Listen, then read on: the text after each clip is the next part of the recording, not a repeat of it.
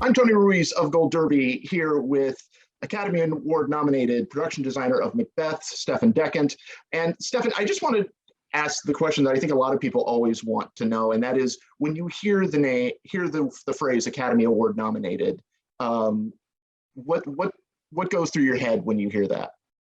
It's kind of disbelief. To tell you the truth, it's disbelief. I think it's one thing when you're with artists that you admire, and then you find yourself working with them, like Joel and Fran and Bruno and my set decorator Nancy Haig. I mean, I just have the amount of admiration I've had for these people for so long, and then they invite you to be a part of a process of creating something. That took me a little bit to come to terms with, and then to come to terms with being a nominee, where you're nominated by your peers. You're nominated by those people that you admire as well, that you're surrounded with in the Academy, and it's humbling, to tell you the truth. And not to mention, it's very exciting and wonderful, but it's humbling. So in doing this particular version of Macbeth, there's such a very kind of abstract quality to this production design, and yet it feels to me so real, even though it's all created. This film was created mostly on almost entirely on a soundstage, if I'm correct. So yeah. What was your in with how you wanted to create this atmosphere? Well, I think the in is Joel's vision. So, when I first met with Joel, he made it very clear that he never wanted to deny that the original text was for a theatrical experience. And so he wasn't interested in recreating it within a naturalistic confines. He wanted it to abstract it, but he didn't want to be filming a theatrical event. So he very much wanted it to be cinematic. So the question was, well, how do we abstract it? How do we lean into the theatrical, but still be cinematic? And he and Bruno had been working for some time before I started having that same conversation. And they built up a kind of a catalog of imagery and different filmmakers that they were looking at. So they were looking at Dreyer, and they were looking at Murnau, who, because of the era of those films and the technology of those films at the time, were creating an abstracted imagery when they were making their films, but embracing it into the story that they were telling. And even Charles Laughton, and looking at Night of the Hunter. So what we wanted to do is figure out, how do we lean into this imagery and start having a dialogue with the text. So the text itself has a certain rhythm, and Joel wanted to create a rhythm that was visual, that could reflect where the text was going. So we were doing that in terms of simplification and shapes, so that you can have like a colonnade that creates the rhythm of arches, a rhythm of light coming in here. The original text has repetitive imagery that comes up in it, that you can, the mention of stars, night, time. And so we played with that. But if you notice, the stairs in Dunsinane and the stairs in Inverness both have the same kind of layout. They kind of go up, they flatten out, they go to a landing, and they go up again. There's several buildings that are sets that have that are open to the sky. So we're playing with imagery to create rhythm, so that Joel can be in dialogue with the text, and then with those tools, start delving into a little bit of the psychology of what's going on in those scenes as well. Yeah, I think there's two specific images that just kind of stayed buried in my mind. One particularly is the witch scene, where they're up above and Denzel Washington is below. Talk us about that, because that is when you get to a scene like that is so kind of iconic in the text. There's so many different ways that you can go about it. So how did you guys arrive at that particular image? Well, Joel had always had it scripted that there were going to be rafters that these witches were perched on. And he liked the idea that the room itself becomes the cauldron. So that was a starting point. I think the other thing is that there's a certain dreamlike quality that we were creating, that there's this kind of nightmarish quality, which actually it kind of is in a lot of Joel's films. I mean, Blood Simple is people finding themselves in this nightmarish place where there's involving murder. But the imagery in Macbeth becomes very dreamlike. So in creating that space, it's creating a space that only defines what is there in the screenplay and in the text. It doesn't exist. It doesn't have a history. Like a dream doesn't have, you walk into a room in a dream and it doesn't have a history of like, oh, this is what this room was originally for, or where is it going to happen again?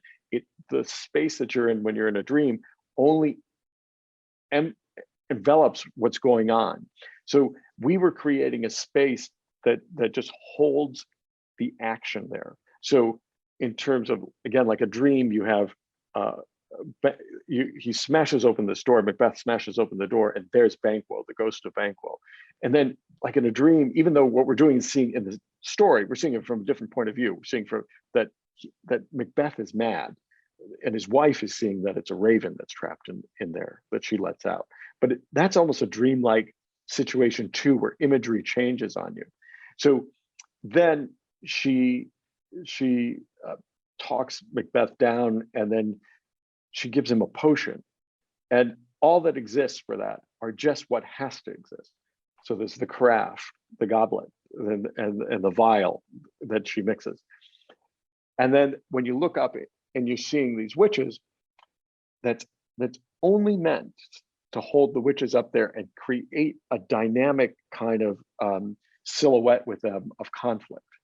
So if you think about it, what it really does, what that room does, it does nothing. It does, there's okay, maybe there should be some cross bracing there, but if you actually look at how those rafters are designed, they're designed so nothing interferes with Catherine or the other two doubles that are in there. It's only to hold these specters against a sky that is kind of moving across. It's not moving, undercranked like Psycho, but it has the same kind of affectation. And so it's about kind of realizing what those elements are and then making that work. And then to how we really designed it was there was a piece of reference that I liked that didn't really reflect what the final design was, but it seemed to have the bones there. And then I just took a Sharpie over and just kind of laid it out. But what a Sharpie does is it doesn't let you get into detail. It says, this is the gesture that I'm trying to create. And I had a wonderful set designer named David Moreau, and we were building everything digitally so we could move really quick and kind of put a camera in and take a look. And I said, David, this is what I'm going for. And by having that gesture, it empowered him to interpret that. And then we came back, it was in a really good space already. And then we pulled it together, and actually we didn't want to show it to Joel until we got a little bit further, but his assistant found it on the server. And Joel walked past me one day and said, oh, I love that, looking up the witches. And that's how that set came into being. And I think that kind of cross-section idea with the rafters and things like that, I think that also applies to the other location that just struck me mute for a second, which was that kind of crossroads where Banquo's son is hiding, that little kind of hollowed out. I mean, I thought that was just such a beautiful. Please tell me about that one. Oh, okay. That's the Bothy at the ruins. And that's a really clever set. That is Joel economizing imagery, which makes actually the story stronger, so that you have this crossroads where these events take place, but they also, allow us to kind of say where a person is coming and where they're going to in a very graphic, striking way. So that when you see Macduff arrive for the first time and the clouds part, you see Inverness on the left side of the frame. But later when the murder is going to take place, you see Dunsinane on the right side of the frame.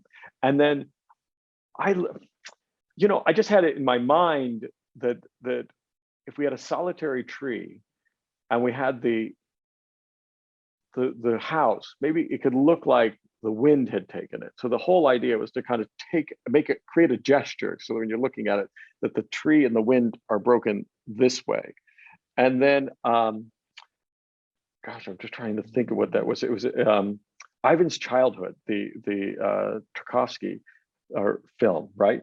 There's a scene with kids inside this bombed out building, and the rafters go out, and they have this really graphic sensibility. And I kind of wanted to play with that too. And again, creating rhythm that's going to reflect itself. So you have the rafters that are the witches, and then you have these rafters that you shoot Ross against, and kind of creating that. So the influence was in Ivan's Childhood, and the reference that I was looking at these collapsed little huts in Scotland, and then Night of the Hunter, because wanting not to deny that it was an artificial space, that we were supposed to be outside.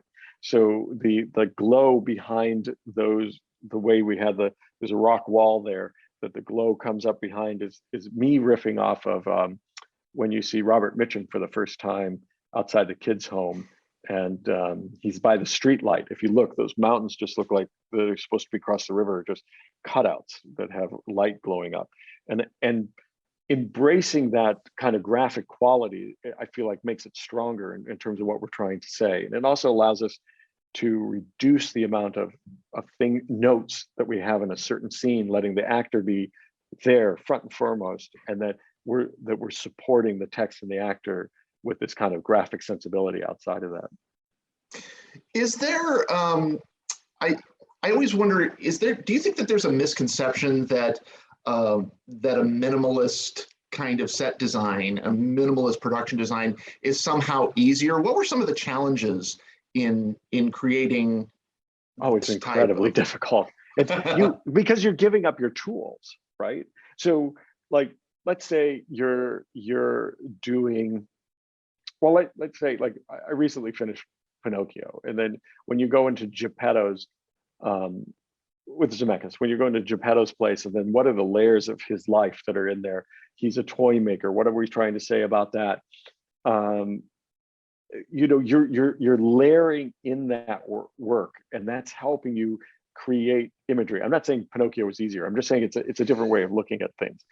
And when doing Macbeth is we're removing that, and it's a graphic sensibility that's saying what you're trying to say. So there's a brutal quality to